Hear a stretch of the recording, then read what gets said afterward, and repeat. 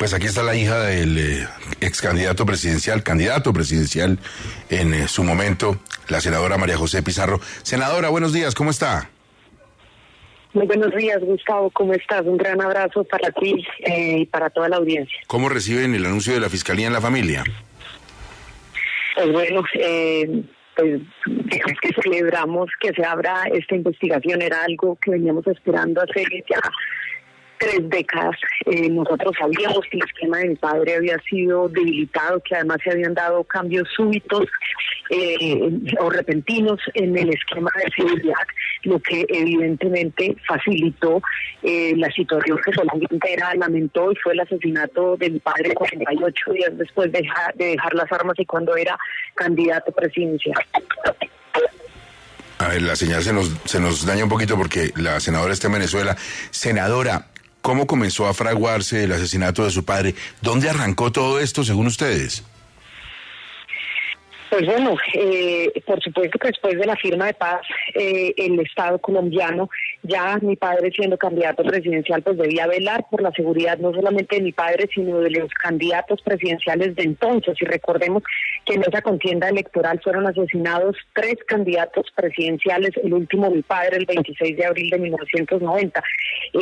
Lo que esperábamos en su momento era que el Estado brindara las garantías, que se fortalecieran los esquemas cuando ya habían sido asesinados 2 candidatos presidenciales, Bernardo Jaramillo, casi poco menos de un mes antes que mi padre, o poco más de un mes. Él fue asesinado el 17 de marzo. Esto no sucedió, no solamente se dio un cambio repentino, uno de los escoltas que además fue liberado por hace pocos días cuando estaba esperando la condena, porque pues, evidentemente no cumplió la fiscalía con la rapidez. Así lo hemos estado exigiendo desde hace meses, es decir, por vencimiento de términos sale este escolta libre que parece y podría haber estado implicado en el asesinato de mi padre, y justo este escolta del DAS, Jaime Ernesto Gómez, había ingresado pocos días antes al esquema de mi padre, es decir, se confirma efectivamente que existieron cambios repentinos y que estos cambios facilitaron el asesinato de mi padre. Pero además, senadora, el comunicado de la Fiscalía relata un modus operandi que también se habría dado con el caso Galán y en otros casos, y es que los escoltas del propio candidato terminan asesinando al sicario para borrar toda la evidencia, y desde ahí Miguel Maza Márquez, como director del DAS, desviar toda la investigación hacia los narcotraficantes. ¿Usted tenía en su cabeza, en su mente, a Miguel Maza Márquez presente como determinador, como auspiciador del homicidio de su padre?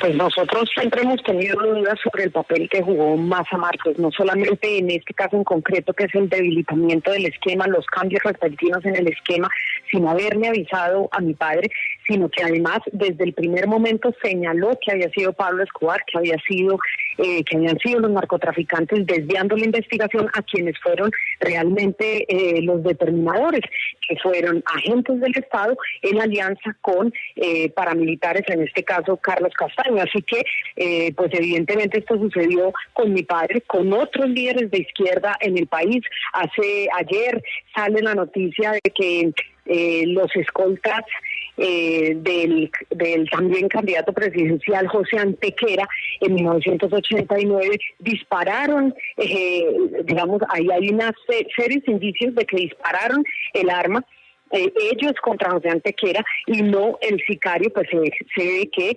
evidentemente no salieron los disparos de las armas del sicario, es decir, que aquí se empieza a develar toda una trama que nosotros habíamos denunciado como víctimas, no solamente en el caso de mi padre, sino así lo denunciaron Iván Cepeda, José Antequera, los mismos hijos de Luis Carlos Galán Sarmiento y de Bernardo Jaramillo, de que había una participación, de que hubo una alianza entre agentes del Estado y paramilitares para perpetrar estos asesinatos. Senadora, tristes episodios de nuestra historia y muy dolorosos para familias como la suya, y esperando que haya definición y claridad sobre lo que pasó en ese momento para tranquilidad de todos. Senadora Pizarro, muchísimas gracias, muy amable.